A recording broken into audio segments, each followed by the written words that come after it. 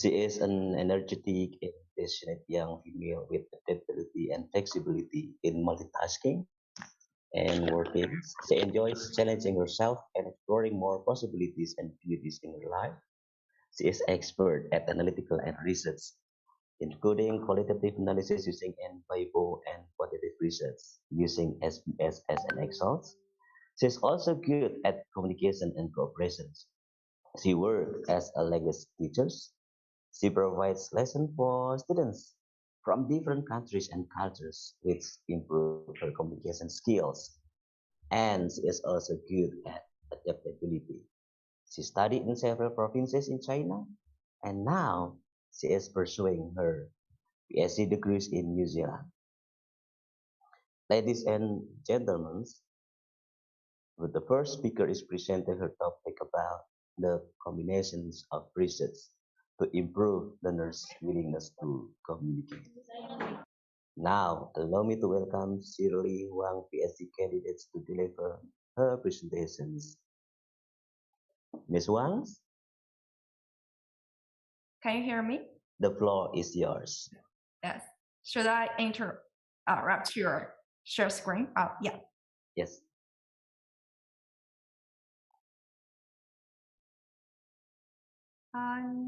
Can you see my PowerPoint? Can you see my PowerPoint? Yes. Is that okay? Yeah. Yes. Yes, ma'am.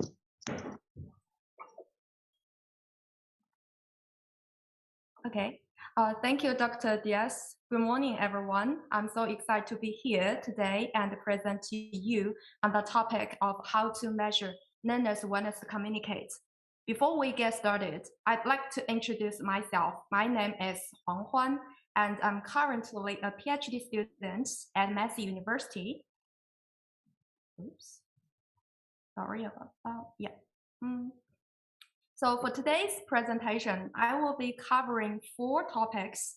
The first one, the definition of willingness to communicate, here WTC in short, and literature review, and my PhD project called Willingness to Communicate in Chinese Research. And the last part is Pedagogical Suggestions. So to begin with, I think it's important to recognize that, like, since 1970s, speaking has become a goal of language learning, but also its way to learn a language. Yeah, as Lassie Freeman said, it's not that you learn something and then you use it. Neither is that you use something and then you learn it. Instead, it's in the using that you learn. They are inseparable. So we might find some students, they might have great vocabulary knowledge, they might have great grammar knowledge, or they might have deep knowledge of content, but they might have something that blocks their communication. So now the study of this something that blocks communication or boosts their communication is known as willingness to communicate.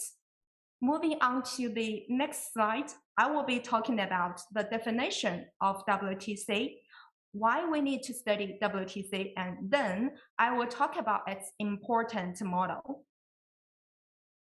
So second language willingness to communicate has often been defined as a readiness to enter into the discourse at a particular time with a specific person or persons using the second language. Inswan's output hypothesis proposed that through language production, learners not only test out the hypothesis of what they think they know about the second language, but they also move from understanding to production. And many researchers have been aware of the importance of willingness to communicate. So here, I list some. So it can be like ultimate goal of language instruction, a request for successful language learning, or a final step before the actual second language use. Now I'm going to talk about this kind of like a little bit complex model, it's very useful to look at Michael Entire, Clements, Donnie, and Doyle's heuristic model of when to communicate. This was first proposed in 1998. Yeah. So I will start the layer one and just go down through the pyramid. So the top of the pyramid we see here as the actual speaking or communication behavior. And directly below, that is the description of psychological factor of when to communicate. And that means when to communicate doesn't always need to communication for various reasons, such as interruptions. But the idea is that the when to communicate indicates the students will speak. Factors that have very direct, immediate influence on when to communicate. Desire to communicate with a person, either control someone, such as ordering food in the restaurant and getting waiter to bring things, or it might be affiliation reasons, just become friends with someone more. Next to this, this breaks the idea of state communicative self-confidence. So whether somebody has confidence to speak or the confidence to enter a conversation at that time and in that situation. So this changes from situation to situation. So factors below this, interpersonal motivation and intergroup motivation. Intergroup motivation reflects the desire to belong to a certain group. This will impact on control affiliation needs. Interpersonal motivation reflects the role that somebody wants to fulfill within a group. So for example, if you want to become a leader in a group, and also at this level, self-confidence has an impact factor on motivation. So here is a self-confidence in general. And in the fifth further down the pyramid, we see intergroup attitudes, which is the question of how we might perceive another group, whether we want to affiliate with people from another country or whether we wish to desire to learn English to speak with people, for example, from New Zealand. Next to this level is the social situation. The idea is that things such as being at school, being at work, or being at home, or will impact on when to communicate. Next to this is our actual ability in language or communicative competence will stronger influence at this level. So, and move down to the final layer is the integral climate, which looks at the very general cultural backgrounds of people from different groups who are trying to communicate, and things such as whether one culture is considered to be richer or more powerful and more interesting than another nation can have also impact a role here. And also personality is important as level as well. For example, extroverted people are more likely to be talkative. So to understand this pyramid, we need to understand at the top first three layers are considered to change often. So when it's communicate change will depend on the state, the situation, the time, the people that you are talking with, and the bottom three layers, 4, 5, 6 are very stable influences, so tend to stay the same over time. And so the top three have much more immediate and closer importance in impact on what is communicates. Now I'd like to talk about the definition, so the nature of when to communicate. I made two categories. One is the trait, another is dynamic one. So first, trait when to communicate, which is a stable tendency for some people to speak more than others over a long period of time. enduring predisposition, for example. So you may find some students, they are quite active in Bahasa, Indonesia. I'm not sure, is that right? Yeah, so they will use the Indonesian language with his friends, but he sits silently in his English class. We call this enduring influences enigma, which means learners who have personality toward talking, but unwilling to communicate by seizing second language communication moments. And the second one is dynamic one, which means state when to communicate. So this is a state of mind or a feeling of being communicated at a particular moment with a particular person or persons that can fluctuate or change a great deal in a short time. We might find even the most introverted or the most anxious students, they sometimes become talkative, right? Or you might find some students with outstanding test scores. You heard him speaking fluent English in his small study group, but why doesn't he speak up in front of class?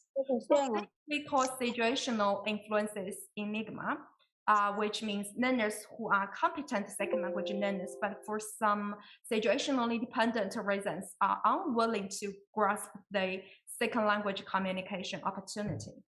So we might wondering, how should we measure their willingness to communicate, because it's such a huge difference here. So in what ways we can accurately evaluate learners' willingness to communicate? So moving on to the next slide, I will be talking about empirical studies about measuring willingness to communicate. I simply divide them into three parts. I will start with the first one, which have been studied since 1998. So it's a simple question. You might ask that, why do some people speak while others avoid communication in their second language or maybe in English? So originally research centered on this trait-like perspective that emphasized the stable tendency. So research on this level, which means traits willingness to communicate, has adopted the questionnaire survey scales or some sort of. Due to time constraints, I'm not going to display the details of this scale, but bear in mind that the assumption as willingness to communicate is a stable characteristics here. An individual or a person will carry with them a predisposition towards communication from one situation to the next. Typically, and measured only once by the researchers and considered to be relatively stable. So this is a very efficient way to collect data, especially you can collect data in a large sample if you got a group of students. And the findings can be statistically generalized, whereas these scales can identify how high or low willingness to communicate for the person. They don't directly address the question of why one's willingness to communicate is high or low, nor it's how it changes from moment to moment. So to answer that question, the factors that might impact willingness to communicate, here I'm going to talk about another method, which is qualitative methods, such as interviews, focus groups, journals. So you might use that with small sample sizes. You can hear your students' inner voice to see how they perceive the topics, or how they think your teaching methods, your teaching styles, or you might hear their needs, why they study English, or sort of like this. And so in more and more situational variables, by using the qualitative methods, exerting influence on second language willingness can take into account, such as we mentioned before, and such as another group sizes. Some students might prefer to speak up in small group or the teacher's feedback, for example, positive feedback or corrective feedback, or the time you give them feedback. Maybe you immediately give them feedback after they made some mistakes, or the amount of feedback, how much feedback do you want to give them, and also culture orientation, classroom atmosphere, and immersion context. Qualitative studies of Oneness communicates have produced interesting results concerning some of the more subtle process, maybe small process involved in making people more or less willing to communicate. But interestingly, the results revealed there is no clear difference between situations creating willingness to communicate and unwillingness to communicate. For example, this quote, you can see here, this quote is from my study, and Tony, this student, he wrote in his journal, he said, when we talk about Bingmayong, which is the tourist sport in China, this is the terracotta warriors. I want to talk a lot more about my experience, but felt very restricted as I didn't know the vocabulary for that topic. So, which means this situation, to talk about the Bingmayong, this tourist sport, actually he was very willing to communicate because he wanted to share his personal experience to his tutor. But he just stepped back because he didn't know the vocabulary, means that maybe he has some difficulty in retrieve the vocabulary, and then it suddenly become unwillingness to communicate. So we might think from a measurement perspective, how does the research focus on these subtle reasons for change in willingness to communicate?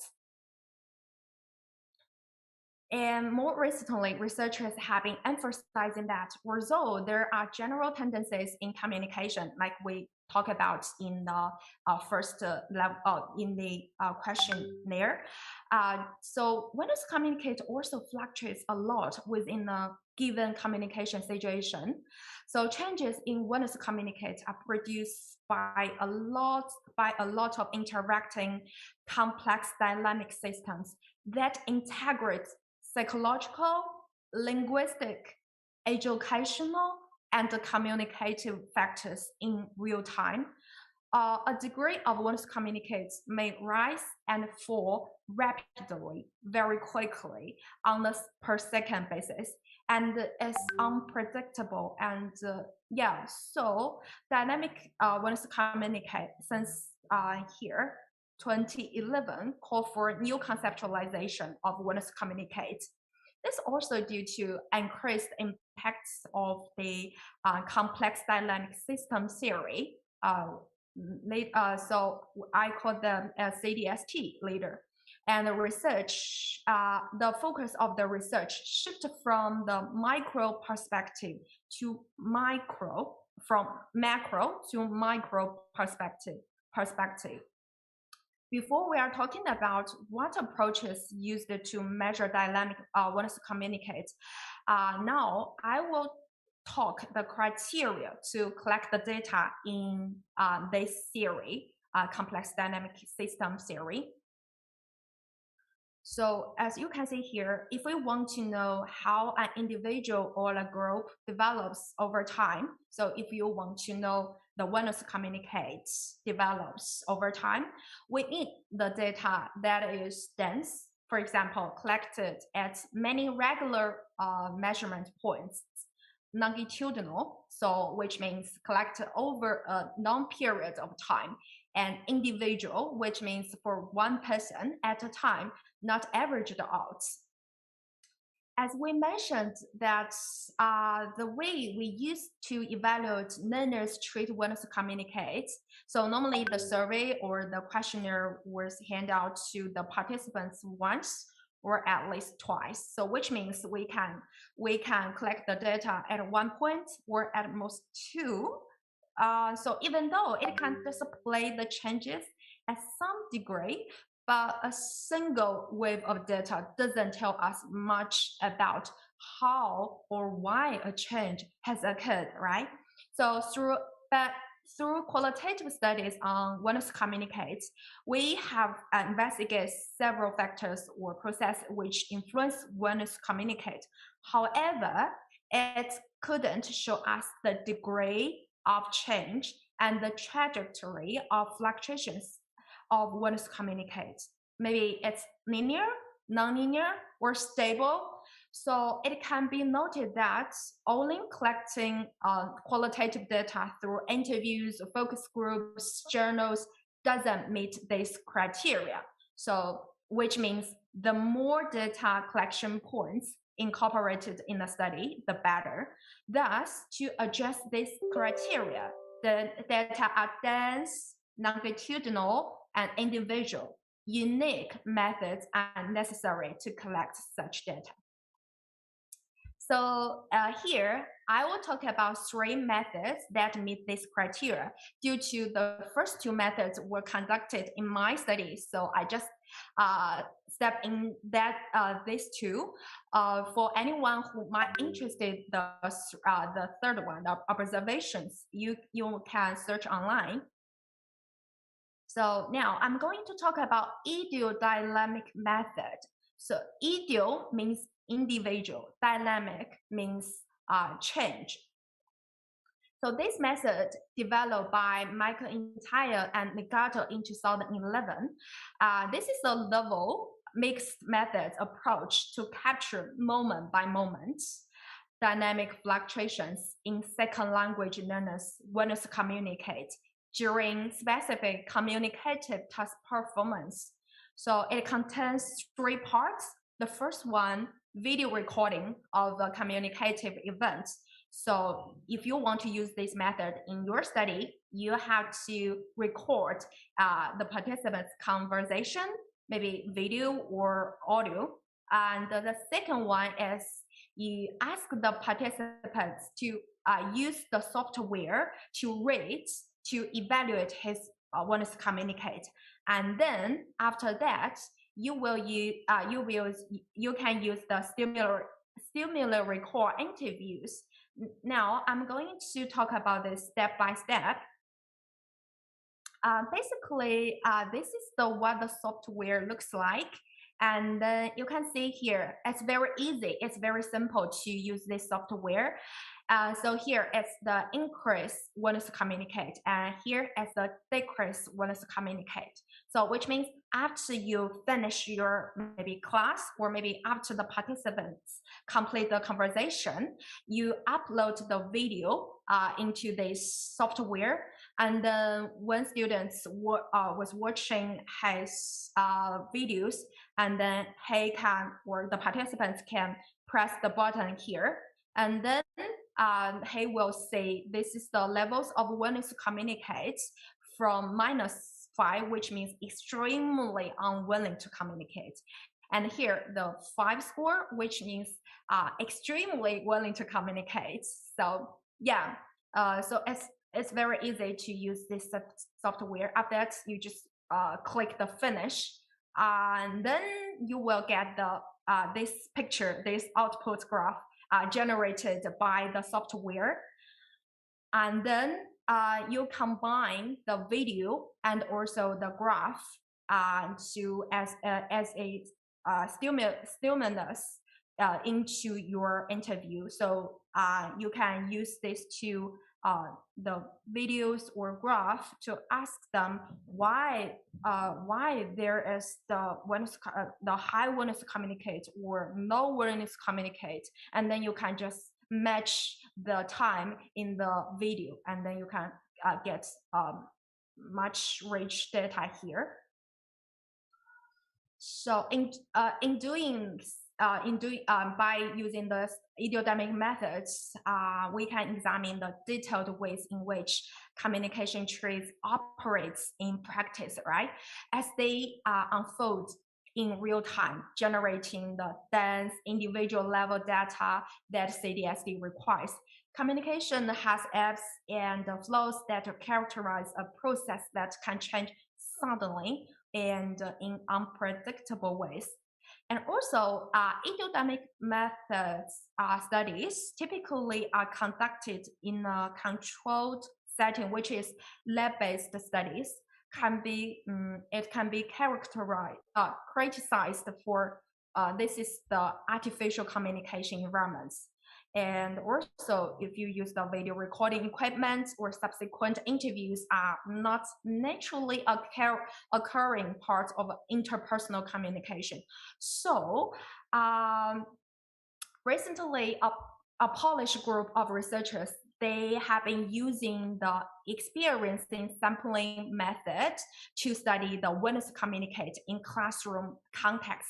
So before this, they used the idiodynamic method to conduct their study in the lab-based settings, and now they can use the experience in sampling method to collect the data in the classroom. So, and I'm going to show you this instrument looks like. Oh. So first, so experience in sampling, which means you require the participants to report what they are doing and how they are reacting at fixed or random intervals in response to the sound. So basically, I'm going to show you, this is my study. And so I call this is WTC grade, and then you can see the grade looks like this. So basically, I asked my participants to evaluate or to rate their willingness to communicate in every 5 minutes during their class. So it's also the scale from -5 to 5. And so, for example, in my presentation, if I want to develop your willingness to communicate, I will ask you to know your willingness to communicate down to this grade in every 5 minutes. When you hear like this, and then you just write down your willingness to communicate. And then after I got this data from you, I will cross-reference with my with my detailed presentation plans, my slides, and maybe indicating the activities in progress at the time of each beep. And so I will know you might want to talk or ask a question or sort of maybe in literature review, or maybe here you don't really know how to use this grade. So so this is the experience in sampling method. And so this Polish group of researchers have been using this type of method to study willingness to communicate in a second language classroom context, where students capture their ratings of willingness to communicate in response to the beep. And that occurs several times during the classroom lesson and also maybe during the semester long course. So this method is very flexible and allows for minimal disruption in the naturally occurring activities. So if you pay attention, like a semester or a lesson, you can set 5 minutes interval during your class. But if you just if you are looking at the dynamics of willingness to communicate in a shorter time, such as a 5-minute long task, for example, monologue or dialogue, you can set like here 30 seconds interval to collect your data. And we talk about this is more naturalistic measurement, but sometimes it's intrusive because I have to collect the data during the class. Now I'm going to talk about my PhD project, which is the dynamics of willingness to communicate in synchronous Chinese online language teaching and learning. Synchronous, which means real time, and I'm going to show you some findings by using the methods I've talked about before. Because my study focused on the New Zealand students learning Chinese. So here, the WTCC means want to communicate in Chinese. My study is part of the Synchronous Chinese online language teaching. The project is a partnership between Massey University and the Beijing Language and Culture University. This concept is based on tutorials bringing together a training Chinese language teacher from BLCU and a Chinese language learner from Massey University in a series, one-to-one Chinese tutorials. Here is the screen short. The tutor, she was in Beijing, and the students, she was in New Zealand. They were having their practice. Normally, we use the Zoom as learning platform like us now. And so this Scout offers numerous advantages. Designers, practitioners aim to provide not only enough opportunities, but also personalized ones with learners to practice their Chinese and emphasize the tutorial should be tailored learners' needs. So because this is one-on-one platform, which means one student and one learner. One student and one tutor, so you can meet the learner's needs, right? But even though we do want to know from learners' perspective how they perceive these opportunities, and specific, how about learners' perceptions on what is communicated in this setting? So this is my research question. I'm going to use the CDST system, complex dynamic system theory perspective can uncover the dynamics of when to communicate in Chinese, representing different but interacting time scales in the scaled environments. And I conceptualize the when to communicate in Chinese in different scales across over a series of sessions. Here is 10 sessions and change within one session, and then maybe change even per second. So I'm going to give you the findings about this one by one. Before this, so before they started their sessions, students were asked to fill in the questionnaire. We talked about this before, right? And then you can see here the Tony, his willingness to communicate traits, it's 1,300 score, which is very, very high willing to communicate.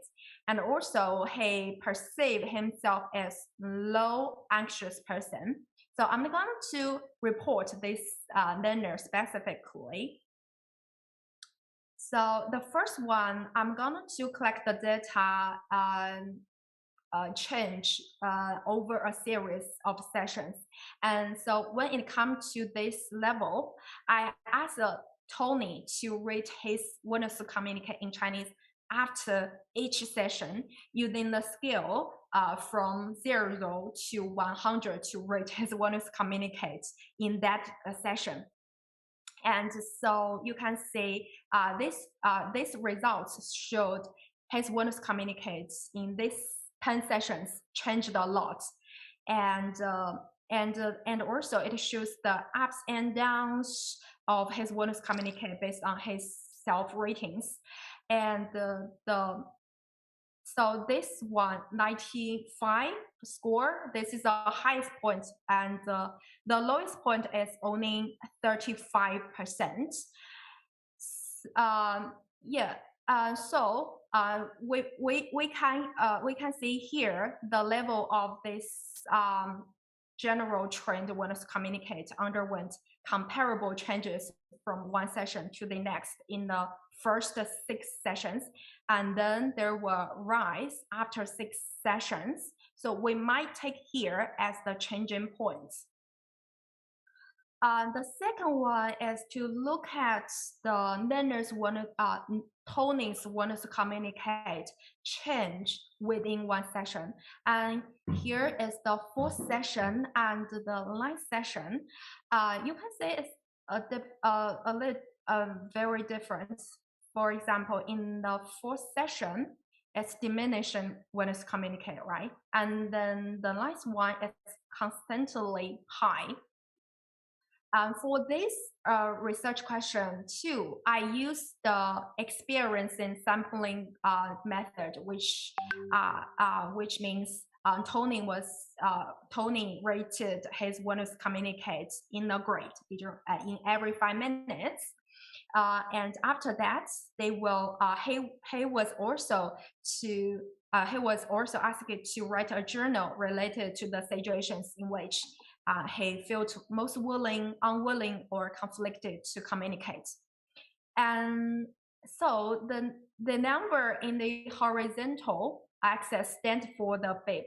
Sorry, here it's not clear enough, but I will display later. So this one means the beep sound and means the time in every 5 minutes. And then this number in vertical axis stands for the ratings from Tony. And this colorful boxes refers to activities performed in that session. And you can say this is the fourth session. Basically, his want to communicate decreased from beep 1 to beep 5. And in his journal, he said, unfortunately, in this lesson, I couldn't find any private rooms. So there are some background noises that were distracting me. It was quite public, and there was a lot of people in the same room, and they could hear me speak Chinese. So I wanted to finish this lesson as soon as possible. So we might say this is because the physical background setting nor his willingness communicates. But the interesting thing is here, you can see there is a huge increase. So the last beep sounded when they quite nearly finished their lesson, and the tutor had brought up the pictures of himself skydiving. Tony was very excited because Tony is a pilot. He used to fly around the world. So yeah. So when he saw the pictures and his want to communicate in Chinese at that moment increased here. And this surge might have been caused by his interest and in an activity with some relation to his own job. Now, I'm going to talk about another session. So this one is my session. As you can see, his want to communicate remains stable here, and also very high. And as he said, I was most want to communicate at the start of this lesson. Prior to lesson, Jiyao, the name of the tutor's name, had sent me a video to wish me Merry Christmas. Unbeknown to me at that time, this was actually Jiyao singing a Christmas song on piano. When I found out it was him playing the piano and singing, this really surprised me as I thought he was really talented. I also enjoy playing piano, so I had some interest in topic. I asked him where he learned to play, and he replied that he was self-taught. This shocked me even more and prompted me to ask questions for vocabulary, such as 难以想象 means incredible. So we can see here because he feels very excited to start his lesson, and but we do find some maybe decrease here. But in Tony's journal, he also explained this decrease. He said, throughout the lesson, the lowest point of one's communicate was graded as 4, as I was coming down from my initial excitement. However, in comparison to previous lessons, I was very engaged and wanted to keep it chatting, even though we round out run out of time. Now I'm going to talk about how I collect data in the single interactions. So which means the learners once communicate fluctuates even per second. So I use the Idiodynamic method, which we talked about before. So this moment occurred after they finished their reviewing work, and the tutor was surprised the learner's performance because he can remember all the words, and the tutor said, "Oh, you're a good language learner." And after receiving this compliments, Tony, Tony, you can see you can see the line 4. Tony interrupted the conversation when his tutor started to move to the next stage by asking about how Ji Yao get along with his new job. And you can see here there are 2 spikes. In Tony's interview, he mentioned because he was quite quiet in this lesson compared to the last lesson, because I just thought let him try to actually teach something, which means he wanted to have general chat, not just learn something, right? Last time I ended up just chatting for the sake of chatting, but in this one, I just thought that was the opening opportunity to start talking. So you can see these 2 spikes happened when he opened up this conversation. We can also know that the student had the agency to open up a new conversation to change his state. I think my time is almost there, so I'm not going to share this moment. But before I finish my topic, I'm going to talk about some pedagogical suggestions. Actually, I haven't finished my project, so I couldn't be able to give you more pedagogical guides increasing learners want to communicate. But here, these suggestions from these 2 authors, if you're interested to this, you might to find this online. So there are several suggestions. For example, the first 3, just to find out what factors affecting your learners want to communicate, and then encourage learners to plan for hesitations. For example, if the students forgot the words, maybe you just give him some time to plan, and then to look to the potential future possibilities to use the target language. Because, for example, if students want to learn English to maybe have a job to be, or maybe study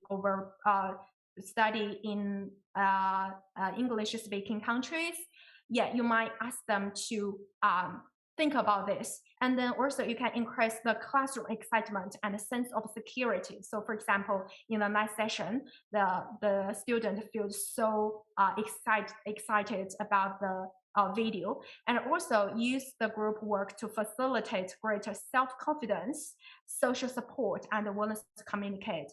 And don't lose sight of important distal willingness to communicate factors, for example, intergroup climates, and race learners want to communicate of their personalities and the dispositional temperaments.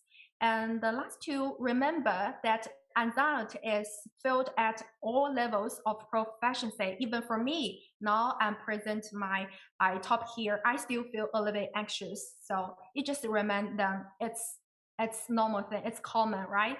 And hit the significance of self-esteem in one's communicates. So that concludes my presentation today. Thank you for listening and welcome any questions.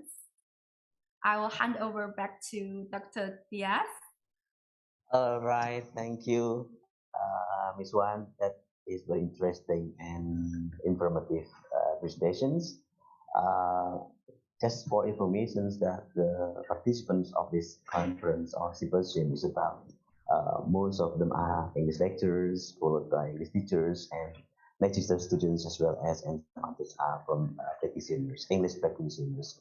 That's why that will be very interesting discussions later on. I personally have two questions actually, dealing with how do we resolve enduring influence and situational influence, enigma, right? And followed by how do we, enhance our interpersonal motivations, but do not answer it in prisons because it will be any other sessions. Thank you, Ms. Johans. For the participants, would you please keep for a while your questions, or you may take your question on the chat box. And now on, we are going to welcome for second presenters.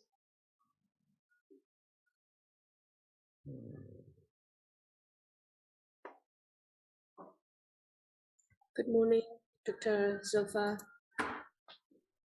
Morning, Dr. Nung. Dr. Andres. Assalamualaikum, Zulfa. Salam. How are you doing? Good. Good.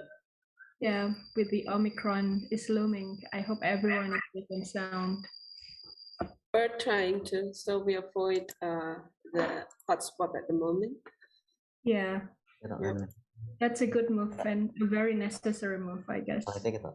Yeah, because we're not allowed to use our usual venue, so we have to move place. But there's only 6 of us that handling this event, so far Right. so good. Yeah. Okay. Welcome, ladies and gentlemen. Now we come to the second presenters. Her name is Zulfa Shakia, MPhil PhD from Universitas Negeri Semarang. All right. So her current positions are head of literacy research, head of English laboratory, kepala laboratorium, right, and member of Indonesian Young Scientists. She is very active in writing research articles published in international reputable journals, Scopus Index. That's very good. She also has published many references books and teaching books. Along with this, she's also a journal reviewer at some international reputable journals publications. So she has many achievements that I cannot mention them one by one, but some of them are Australia Alumni Grant Department of Foreign Affairs and Trade Australia 2021, and Indonesian Democracy Karl Marx Research Initiative, the University of Melbourne 2020. Wonderful. Ladies and gentlemen, here is the second presenters presenting with the topic finding alternative voices using critical discourse analysis in education. Ibu Zakia, floor is yours. Thank you. Thank you very much for the very kind invitation, Dr. Nung Aini, as the head of the department. It's been an honor to go back home to UPGRIS. UPGRIS was once my home because in 2006 and up to 2008, I guess, I was teaching there and I had a good time. So it's been really a delight to go back home. Right. Am I audible, by the way? Yep. Yes, you are very audible. Yeah. Okay. So welcome home. Welcome home. Welcome home. Yeah, I'm at home. I know. Wait.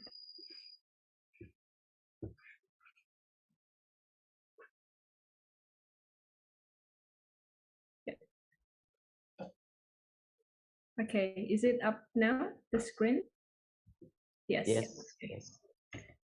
Okay, so in the first presentation, in the first session, Shirley has discussed more about learners' willingness and to look at the phenomena, the linguistic phenomena from a pedagogical perspective.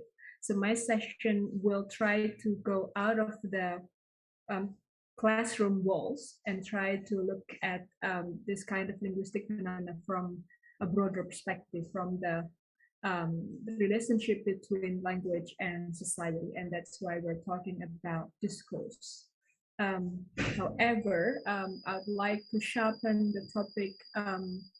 It's not discourse in general, but how to use discourse analysis, critical discourse analysis, especially in education and how to find alternative voices, or some people just call it the concept as resistance. But just before we start,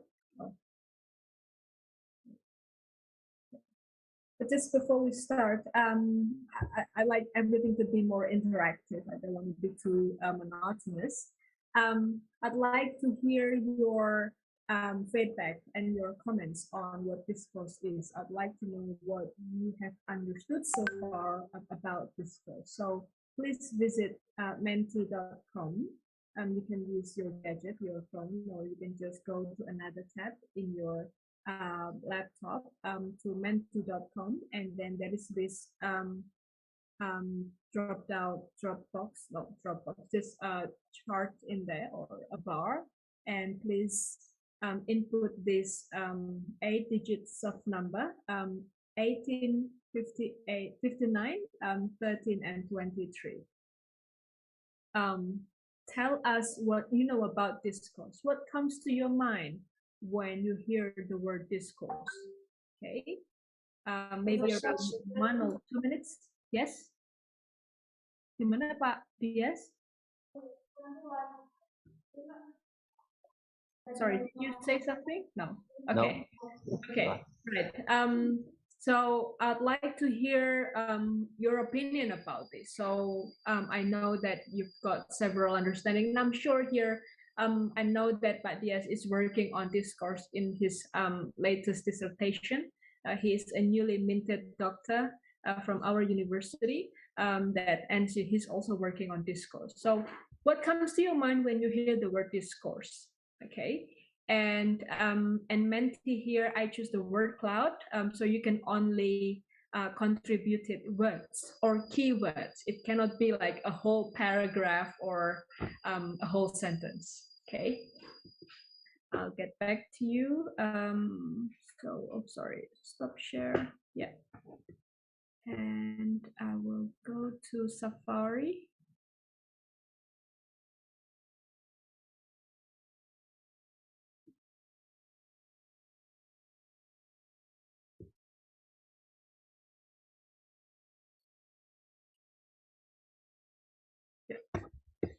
I have to share screen, please.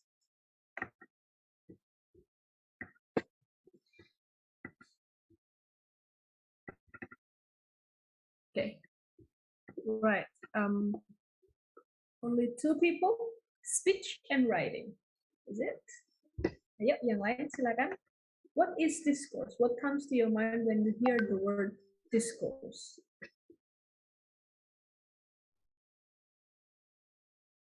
Let me close the door.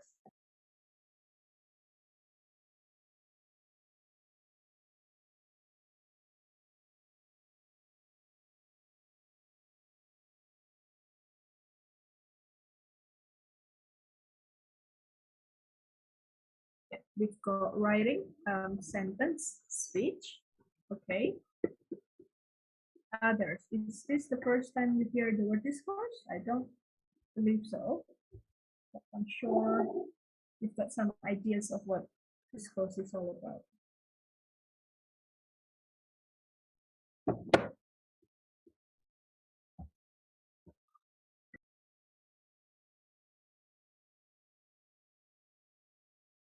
Yeah, or maybe I'll just so the number is there, or I'll copy this and put it in the chat box.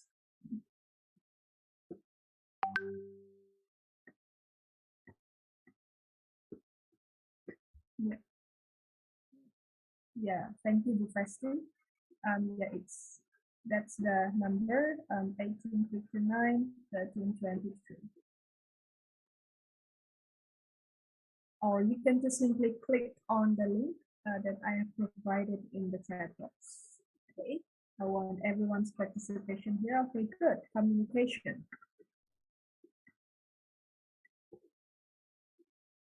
We've got writing, sentence, communication. Yeah, more is coming. Wacana. This is good. So that's what we, the Indonesians, translate the word discourse as wacana. Okay, when the keyword is highlighted, or it's bigger than the others, and it's in the center, that means that the word is repeated. Okay, so it's not only once that people has entered the word. So that means that's the dominant response from this group. Speech, context, communication, text, writing. Okay. Sudah nggak ada lagi?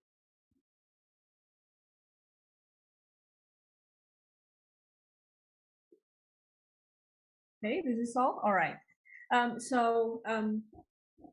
Some of you might think that discourse is a way to communicate. Yeah, maybe. And some of you also might think that discourse is a text, right? But here you also have context. So maybe it's both of them. And here you say it's writing or it's speech. Speech means it's a spoken mode of communication, whereas writing is the written mode of communication, or it's just a mere sentence, or wacana, the Indonesian word of discourse. So which one is it? So this is a good part of, okay, more is coming, written or, okay, so maybe you have, it's too long, so that's why Menti has to cut it down, or break it down into 2 parts.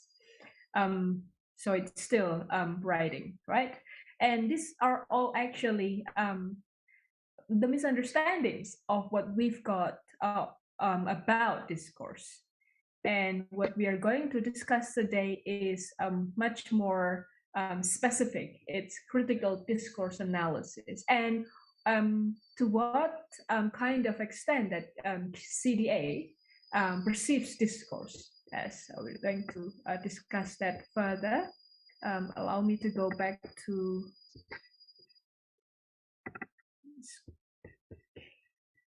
okay. Right. Yeah. So thank you very much for your participation. Oops, wait. Oh no, not this one. Yeah. Okay, so one of you has mentioned that discourse is wacana, but is this the very proper equivalence of discourse? We might hear people say, alah apa sih ini Bapak berwacana-wacana aja nggak ada prakteknya gitu ya. That's the way we perceive discourse in Bahasa Indonesia. Wacana is something that you just keep talking, but you don't do the real action. So you don't walk the talk. You just simply talking. That's what we understand of what wacana is in the context of Bahasa Indonesia. But actually, discourse is just more than that. It's not just simply talking. It's not just simply rhetorical. It's not simply written forms of language, but it's more than that. Okay, so in the critical discourse analysis, like here, Chris Whedon believes that discourse is a formation of interconnected ideas which define the nature of certain experiences or things, and this discourse constitutes ways of seeing the world and guide possibilities for action. So it's much more powerful. Also, like Fairclough, here I rephrase it, that discourse is always contextual, multiple, and shifting. It enables us as well as limits us on what we can think, say, and do. So for example, I'd like to illustrate this definition into this phenomena. This is a phenomena when we had like a bazaar, I guess, pasar malam, but it's not malam at all, I know. But this happens like less than 100 years ago. This picture was taken in around 1960s in the United States, and there is this one stall in that bazaar, which is called, this game was called Hit the Nigger Baby. Okay, nigger baby, hit the nigger baby. So in this game, all of these white people, these white children, okay, and they seem to enjoy this game, right? There is this tent, and in the middle of the tent there is this hole, a big hole, not really big actually, and inside the hole there is this nigger baby. You know, nigger means the black African baby. Well, maybe toddler, around 3 or 2 years old. And if we contextualize this kind of game today, then this is a very barbarous, violent, unacceptable kind of game, right? Can you imagine you hit someone and it's legally allowed? And this is just a game, okay? And if you can hit the baby and you make the baby cry, then you get a jackpot. So this is what the game is all about. And the one who throws is the white children. So that time, less than 100 years ago, this kind of game is accepted. This kind of game was considered as normal, but not today. Because the dominant discourse that time was that the nigger baby, or even the nigger, was considered as the, what is it? They are even close to, I'm sorry to say this, it's not right to say this, but this is the very assumption that they've got that time, that the nigger was considered similar to animal. So it's okay for you to hit that nigger baby. So I know this is barbarous and it's really banal and violent and vigilant, whatever. But this is accepted. And it has shifted, right? Due to the many advocacy works made by Martin Luther King, for example, to shift the perception that we are also human beings. Okay, we're not the second class, and so on. So they have this kind of resistance. The Black people, they have that kind of resistance, and they fight for their rights to be considered as human beings as well. So that's a real example of discourse. The same thing we look at our experience, our past experience of colonialism before we really fought for our freedom. The colonial discourse of that it is okay for them to take our resources back, and ship them to European countries, and it's okay to exploit the nature. That's colonial discourses, and that's really dominant. So what can we do about this? I would like to make this discussion even more focused on the use of critical discourse analysis in the education sector or in the education field. Biar nggak bosan ya, karena ini diskusinya agak berat. Let's go back to menti.com. It's the same number, okay?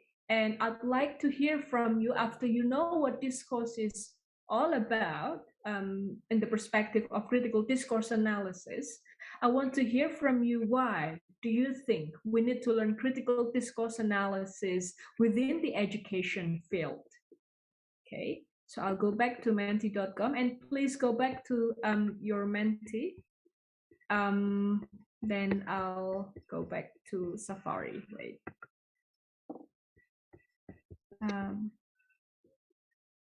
Do you still keep the number?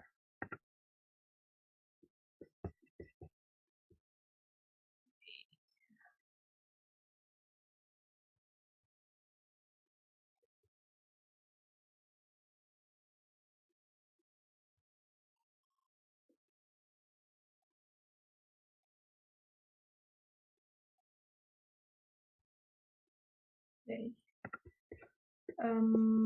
So I need to share the screen. Yeah. Okay. Right. So go to the same page, the same Menti, and the same number. It's still under the same project. So you can consider this as the same thing. It's the same digit of number. I'll just, if you forget the number, then it's here, 18, 59, 13, 23. Okay, this is the second question. Go to the second question. Why do you think we need to learn or use critical discourse analysis in education? Okay. There is no right or wrong answer. I just want to hear from you. Why do you think we need to study this area in education? Okay. Right. CDA and ELT, critical reading. So what you mean by this is that, so this is different type of Menti. Previously we used word cloud, so it only allows you to use words and keywords, but for this you can use a whole sentence, so you don't have to put keywords in here. It's okay to put the whole sentence here, okay? Right, the first response that we've got is that critical discourse analysis should be used in English language teaching for critical reading, okay? Because by learning about CDA, we can improve the ability to understand the context, also cohesion and coherence, and make it more or build more logics in writing, okay? That's good. Because when learners learn a language, they also need to understand the social, cultural, and perhaps political context of the text or the speech they encounter. Yeah, perfect. Yeah, for we can take this third reason, okay? For the second reason, I guess if we're talking about cohesion and coherence, then that belongs to the area of textually oriented discourse analysis. So there are actually two kinds of discourse analysis. The first one that belongs to usually under Halidean paradigm. It's the textually oriented discourse analysis in which scholars will only see and look at what is inside the text, you know. So that's why it's called a textually oriented discourse analysis, because it puts its dominance in the text itself. By looking at its cohesion, coherence, and all of those cohesive devices and stuff. Although it claims to look at the context, however, the emphasis is still on the text. While when we are talking about critical discourse analysis, the text is simply some evidence, I would say, or some empirical data to illustrate the bigger relationship between the context and the text. So text is just, evidence, I would say, to illustrate the argument that you found within the social relationship or power relation between context and text. Okay, right. So maybe just these three. Thank you so much for your participation. I think we'll just take this third reason. Okay, right. I'll stop share and let's go back to the slide. Yes. Okay, so if we're looking at the purpose, the big purpose of critical discourse analysis and try to apply it within the field of education, then I think the vision is even bigger. So you can actually use critical discourse analysis to disrupt dominant discourses, okay? So for example, when I still remember that hit the nigger baby, the dominant discourse that time is that the nigger baby is similar to children, to animal, right? Or the nigger baby, because at that time it was slavery, right? Slavery is a form of, I would say, a crime that didn't recognize or acknowledge the human rights of certain groups of marginalized human beings. So that's why we have to disrupt that. And you can use that by using critical discourse analysis, because the spirit here is advocacy. Okay. And you can also challenge restrictive pedagogies in education. So for example, if the schooling system, for example, in Indonesia before the examination was abolished, there is this national examination, and the day-to-day teaching was oriented to UN, yeah, national examination. Then you can challenge that restrictive pedagogies. Teaching or day-to-day teaching should not be oriented towards only meeting the national exam, for example, because the teaching and learning process has become so boring. It's only drilling for meeting that criteria for UN. Ya kan, banyak yang bunuh diri, banyak yang stres gitu kan anak-anak kelas 3 itu. So you can challenge that by using critical discourse analysis to look at the relationship between teacher and students, between students and the text, between students and their learning process, whether or not they have this ownership of learning, whether or not they love learning. You can use CDA to that extent. And third of all, you can also challenge passive acceptance of the status quo. For example, maybe that colonial discourse, for example, colonialism before there is this awareness of the national intelligentsia, colonialism was considered as normal. That was the status quo, right? And we passively accept that, although poverty and poverty and unequal access to resources was dire. So you can challenge that. Okay. And last but not least is that to reveal how texts operate in the construction of social practices.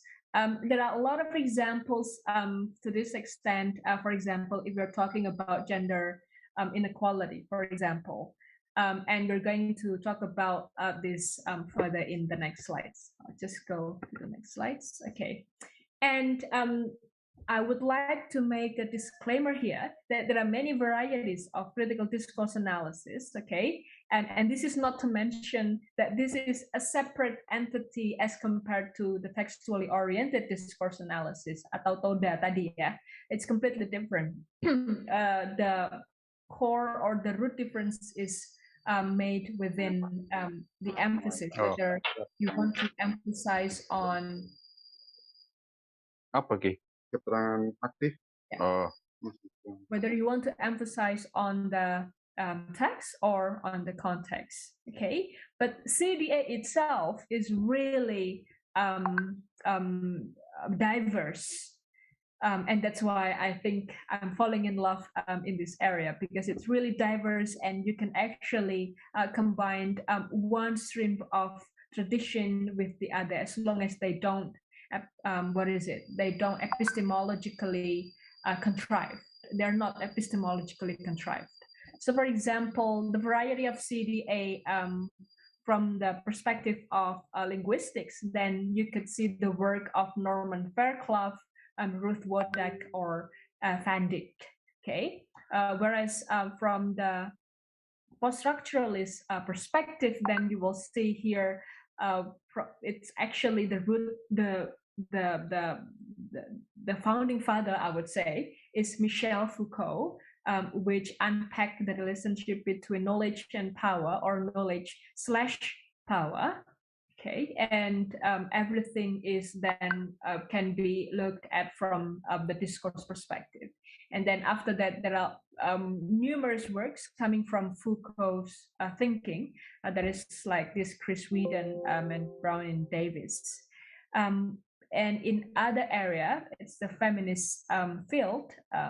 Actually, it's a branch of this post-structuralist thinking. And the CDA of this feminist area is Judith Butler and McNaughton, for example. But the main thing, although they are various and diverse, the key principles that we could actually take from these many approaches to critical discourse analysis is there are two of them. The first is that critical discourse analysis investigate on how power operates through language, because power doesn't occur in the vacuum, and you can actually look at how power was manifested through the use of language. And second of all, the key principle is that critical discourse analysis, unlike the textually oriented discourse analysis, is very interdisciplinary. If you're using TODA, then it's pretty much linguistics. But if you're using critical discourse analysis, you have to be brave enough to travel across disciplines. You will have to look at, if you use feminist work, then for example, you will have to look at feminist theories. You will have to look at sociology, for example, of how gender is unevenly distributed. If you're looking at other things like education, but looking at it from post-structural perspective, then you will have to look at works or writing in sociology of education, for example. Then that's what I mean by interdisciplinary. Okay. And yes, so here I would like to discuss the three branches of CDA one by one. Okay, first is CDA in linguistics or in the language studies, and here Van Dijk defines that CDA, if you're using it in the language studies, then it analyzes written and spoken text. So it's both. It's not only written, it's not only spoken, but it's both. And they aim to reveal the discursive sources of power, dominance, inequality, and bias. Okay, if you're familiar with TODA, TODA will simply look at how the structure of the cohesive devices, for example, or cohesion. But here with CDA, you want to unpack or reveal this power relation, the issue of dominance, the issue of inequality and bias. So it's social justice issue. And it will give you the tools to examine how these discursive sources are maintained and reproduced within social, political, and historical contexts. And when you're using that, you will be more sensitive to look at the social phenomena, whether some discourses will be dominant because it appears as natural. We will consider that as the truth even, or common sense, and some others are marginalized. But of course, or we can call it alternative. But of course, these alternative discourses will always have the potential to gain great. Yeah, and if you use Fairclough's categorization or mapping of CDA, it's this one. You can start from the text, that's the inner core, and then you move broader to the discursive practices, so how the text is produced and reproduced, okay, and the social practice of how the text is used to maintain certain relationship. So this is one example of how I use this Fairclough or Van Dijk theories, or so I use language here to look at a broader relationship between the country or the state with each citizen. Believe me or not, here I only have one text or one word to analyze. That is the word kebijakan. Okay, so in this article, problematizing policy, a semantic history of the word policy in the Indonesian language. Here I mentioned that the very specific technique to do this analysis is by using semantic history. but the whole approach or the bigger approach that I use is actually critical discourse analysis. And critical policy studies is a Q1 journal. So it's, I would say it has a very strong peer review. And don't ask me about the peer review process. It's torturing. So here, if we map out this text into Fairclough's map, then it's going to be this one. The text here, this is the text. Can I use? Oh no, I cannot use some, tool or pencil for this. So the text here is the word kebijakan. So I question why in Indonesia we use the word kebijakan for policy, because in other countries, like for example in European countries, they use the word politic or politics, or any words that is still close to the word politics to refer to the word policy. But in Indonesia, we use the word kebijakan as if it is wise. So that's my bigger concern over this analysis. So the text is the word kebijakan itself, and then the discursive practice is actually how this word is institutionalized within the state so that it can be used by the people. So it can create a false consciousness or ideology to Gramsci. So the discursive practices that is used by the New Order government was through language standardization, okay? Whereas the social practices is through the media and through speeches or the presidential statement and so on to reproduce the word kebijakan. Right. So this is just one example of how we could actually use critical discourse analysis in the education field. And this is another one from priceless to priced, but this is more philosophical rather than linguistics. But still, I use this framework to look at how the shift, to illustrate the shift that I've been having, and with Elizabeth this time, to look at how knowledge was used to be considered as something priceless, but then now it's all priced. Terutama kalau ada PTNBH itu ya, it's highly we need to focus on the income generating activities. So knowledge should be priced. And here I use several data from policies, from the rules made by the government. And this one too, it's the same. For this one is for the educational policy, another educational policy, it's called RSBI, or the International Standard School. Waktunya masih berapa ya, Pak Dias? Okay. 10 minutes left. 10 minutes, okay. Yeah. And this is the post-structuralist CDA. The founding father of this critical discourse analysis is Michel Foucault. So Foucault believes that knowledge is power, power is knowledge. Okay. So there are why? Because there are a lot of misuse or abuses of knowledge made by those people in power.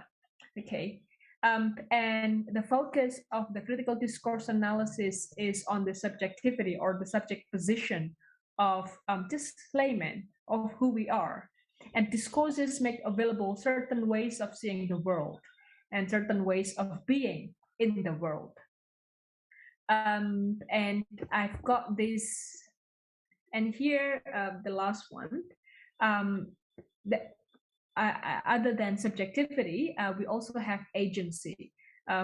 So it's not that we are all docile bodies, Foucault called that, Jadi kayak makhluk-makhluk hampa gitu ya, yang nggak bisa apa-apa. We can think, we can do, we have our own agency and independence, and that's why another concept that is central in this post-structuralist critical discourse analysis is agency.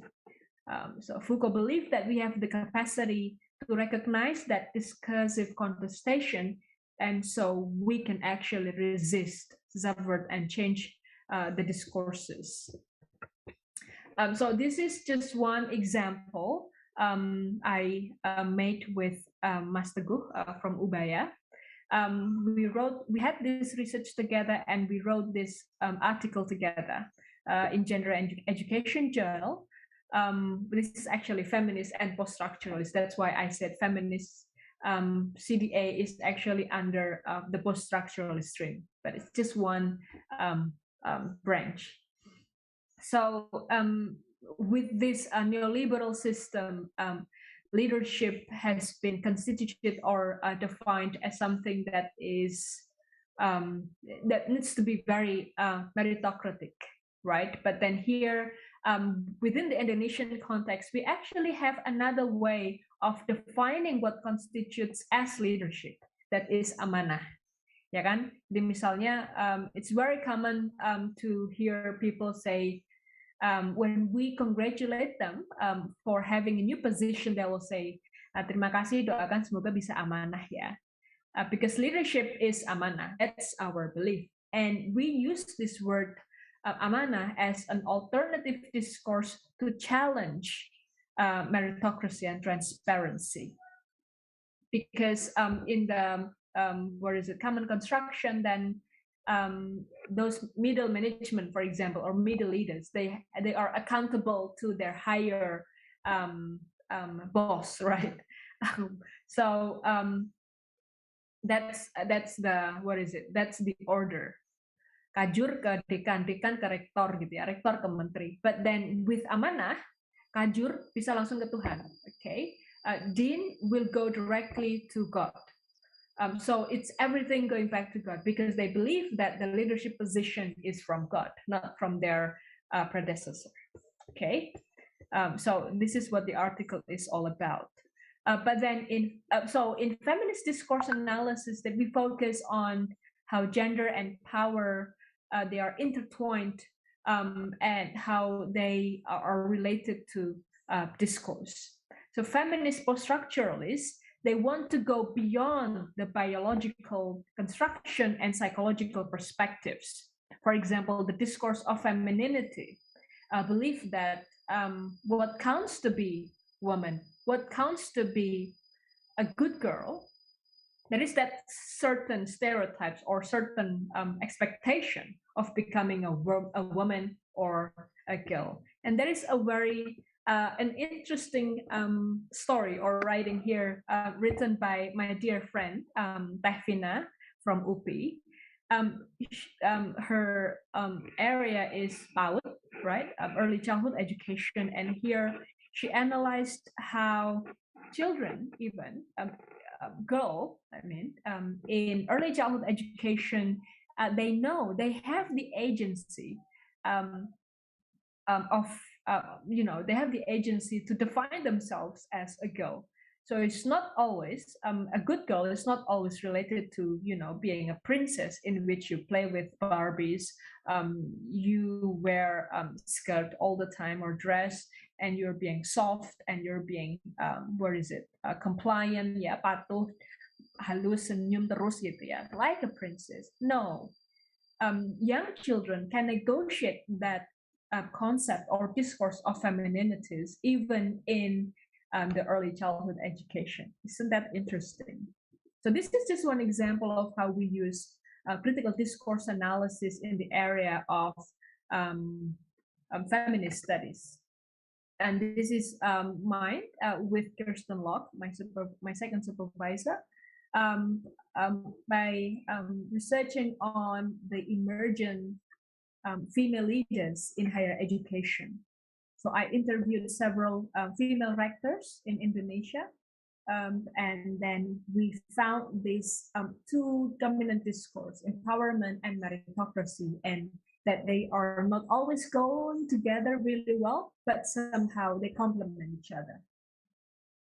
Okay, and how to do critical discourse analysis, I think this is a very reductive way of doing it, but I guess to make it simpler, then first you need to decide what kind of social phenomena to investigate. Okay, social phenomena means that, for example, you want to analyze this online learning, for example. Okay, so you analyze, you decide that first, the social phenomena you want to investigate. And second of all, you identify the discourses. Discourses are a set of ideas within that phenomenon. So for example, in online learning, for example, synchronous and asynchronous. So for example, synchronous learning is more reliable, for example. But you know that synchronous learning has a lot of issues, especially with Indonesia, in which we have a lot of issues with access to online learning, right? Kalau hujan listriknya mati, nggak bisa nge-zoom. Or even those people who live in the very remote area, they don't even have access or reliable access to electricity or over internet connection. And after you could identify discourses, then you could identify the subjectivities caused by those discourses. Okay, so for example, what kind of subjectivities that you have if you what is it? If you ini kan master ya, S2. So what kind of subjectivities that you have as master student? Okay, it makes you feel more proud to yourself, for example, or a lot of assignments, and juggling between studying and working, for example. Those kind of subjectivities that you feel is what is meant by these subjectivities. And then another step is the consequences enabled or inhibited by these subjectivities. And the last one is that, is there any alternative discourses? Is there any alternative reasons for you to subvert, for example, to resist the dominant discourse that you have identified before?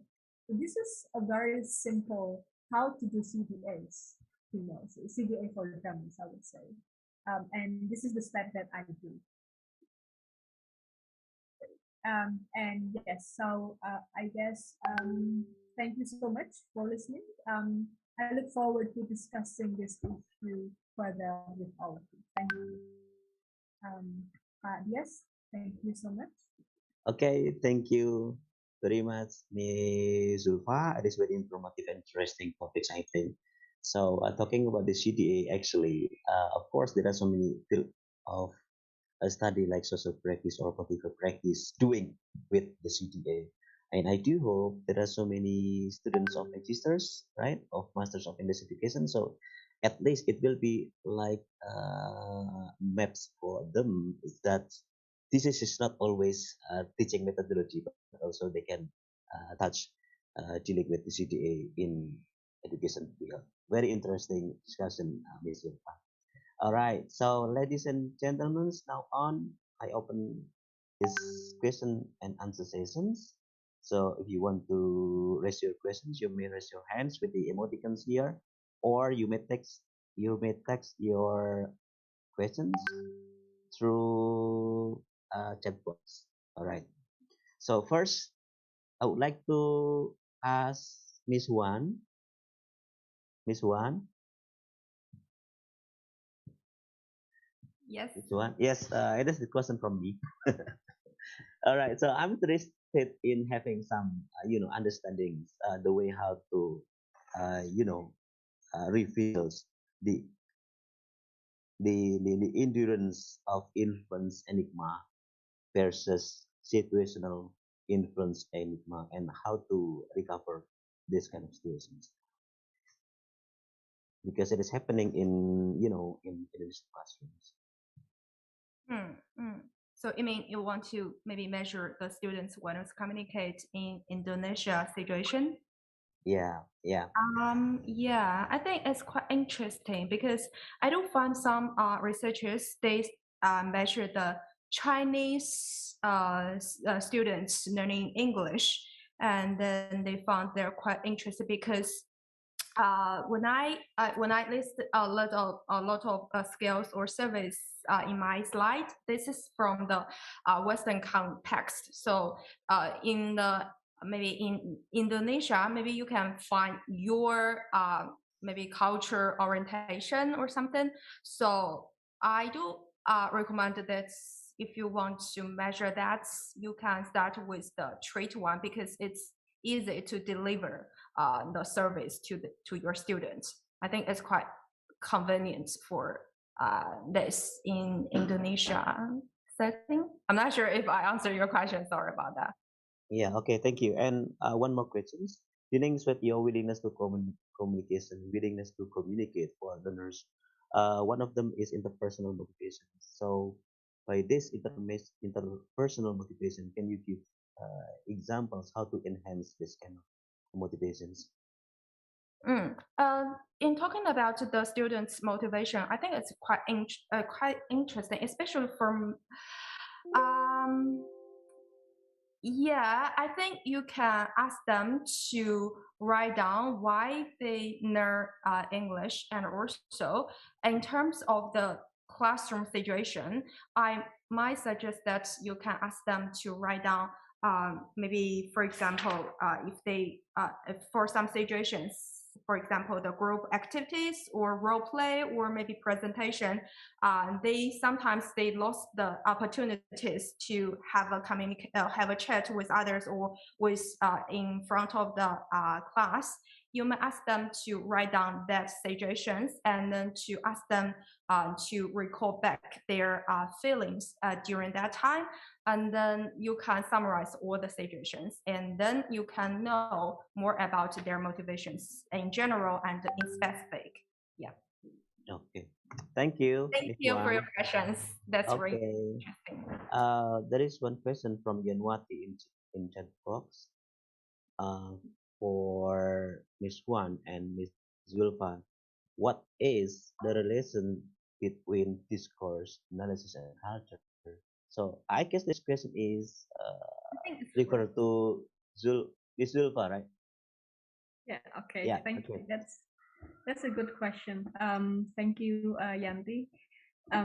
Yeah, culture is that social context that we're living in, right? And it really depends on how we define culture.